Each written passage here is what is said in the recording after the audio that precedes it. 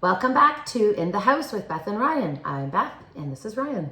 Today we're going to take a look at how the sales have come in for the first quarter of 2024 versus 2023 and some of the comparisons that we can make between the 2 years because they are very similar. And as we look at how Q1 2024 is rolled out, that really in many ways is almost the same as last year. The Bank of Canada came out with an announcement last week about interest rates, and there is no change. So anybody who thought there was going to be a really strong start to spring probably has taken that back. Mm-hmm. Although we did see a bit of a strong start at the very beginning of Q1, but I think we thought things would really pick up at this point, and instead they've kind of plateaued.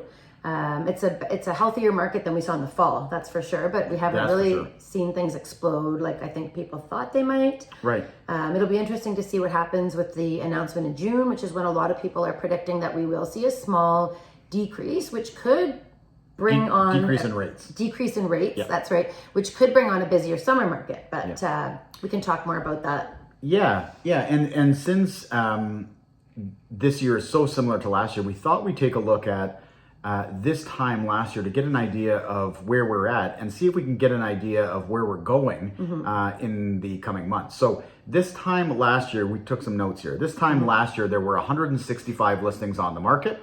Now, as of this week, there are 265 listings, a significant increase overall. That's 100 new listings that are on the market this year versus last year. And so obviously when you have more inventory on the market, buyers have more choice and it impacts prices. So last year we saw probably the peak of the year in sales was in May. Which is typical. May historically is the busiest month in real estate in terms of just number of transactions.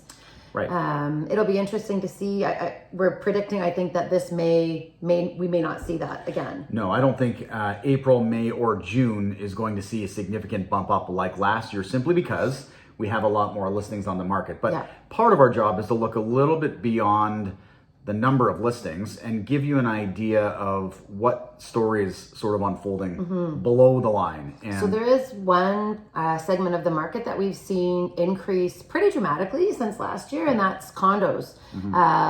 This time last year, condos represented about a third of the market, which I think is pretty typical. Versus right now, the amount of listings that we have for condos in Guelph is half of the total listings. Yeah, and for context, the absolute number of listings for condos last year on the market was 52. There were 52 available last April. Now, this year, the number is more than double. We're at 124 condo listings on the market. So from 52 last year to 124 this year for a couple of reasons. One of them is that there are more condo developments becoming available, so there are more options.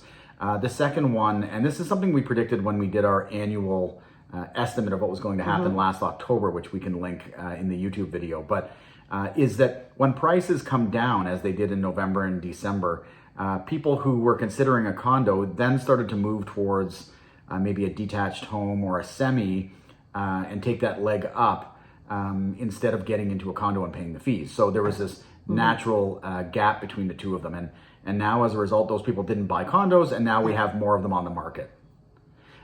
So as a result of that, significantly higher number of condos. And if you are selling a condo, it's a buyer's market. It's a buyer's market for sure. It may take a little bit more time. You may have to come down a little bit in your price in order to be competitive. Lots of things to think about if you're buying or selling a condo in today's market. Yeah, and a condo is not only a high-rise building. The metalworks would be an example. But it's also anything with a condo fee. So that could be a townhouse, or that could be... we even have some detached homes in Guelph that have fees. Yep. So anything that has a fee related to it or a condo board would be considered a condo.